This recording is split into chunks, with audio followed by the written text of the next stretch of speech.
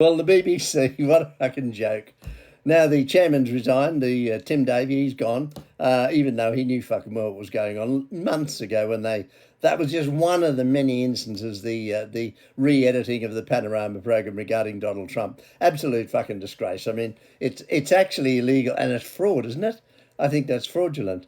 And also the head of the news section now, a lady called Furness, she walked in the office this morning cocky as hell. She don't give a shit. She'll go to Rachel in accounts and get a huge bloody check and look at her pensions, which will be enormous, and you and I are going to pay for them. These bloody liars, these left-wingers, you are a fucking disgrace. The BBC is a disgrace, and how come we're still paying the licence fee? Why hasn't anybody got the balls to get rid of it? We wouldn't miss it in the slightest. I admit University Challenge. You can put that on any other program you like. That's about it. They are bloody pathetic.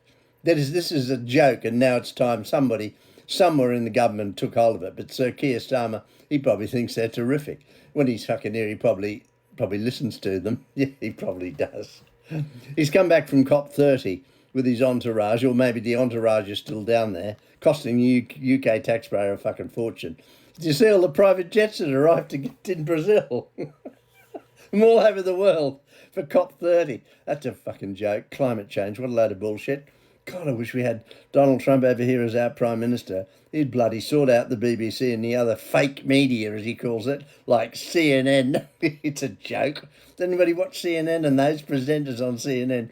I'm so important. I'm actually more important, you know, than the news. Yes, and the same goes for the BBC.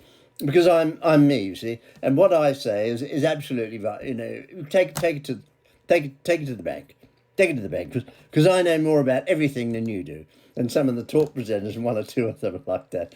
They're so fucking full of themselves. Oh my God Almighty, what a joke! But anyway, the BBC News this morning, it's still operating now, and we're still got to pay the licence fee.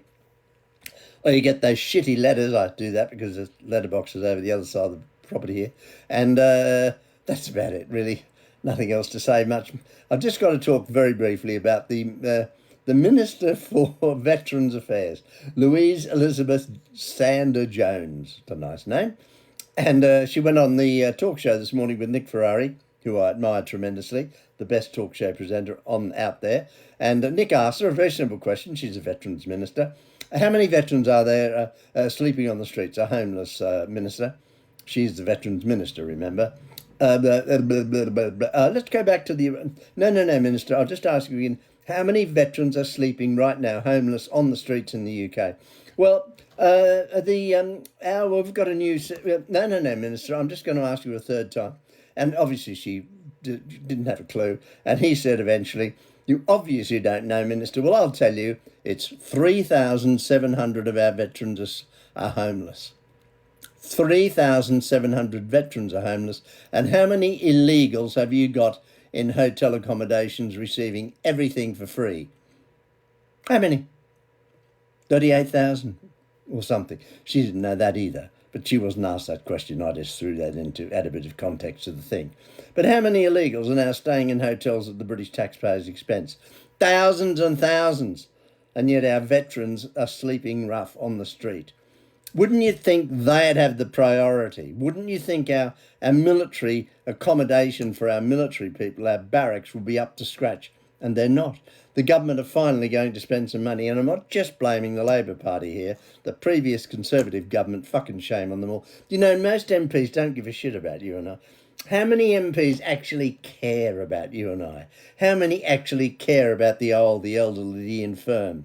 Not many, and I can tell you there's a load of broadcasters out there who are talking about getting weak. They can't afford us old people getting a triple lock on their shitty little pensions that we get in the UK, which is a crappy one, and they want to get rid of it. There's quite a lot of broadcasters doing it now on their fucking big pensions and on their fucking big salaries, working in London in that square mile. I mean, you've got the Bank of England who couldn't organise a piss up in the brewery. I mean, look at inflation. It's never once come anywhere near the 2% target it's supposed to achieve. Nowhere fucking near. And how much is that chairman Bailey earning a year, eh? Wouldn't you and I like that? And his pension do you get when he finally leaves, eh? Yeah. Fucking ridiculous. This whole country's broken. The system is broken. What we need to do is change everything. We need to get a new car party in there. And the only party out there that moment that I can see could do it would be Reform.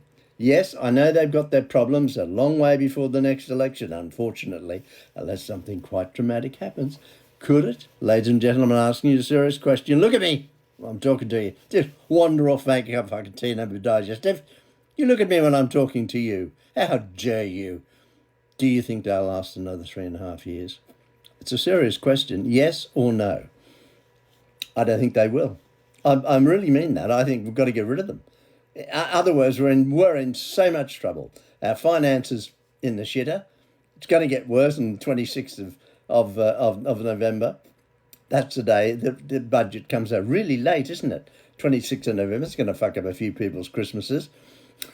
Rachel from accounts, when she gives her final, voice to the actual budget, I thought it would have been done much earlier than that. I mean, quite frankly, you can listen to it, but personally, I would sooner have an MRI.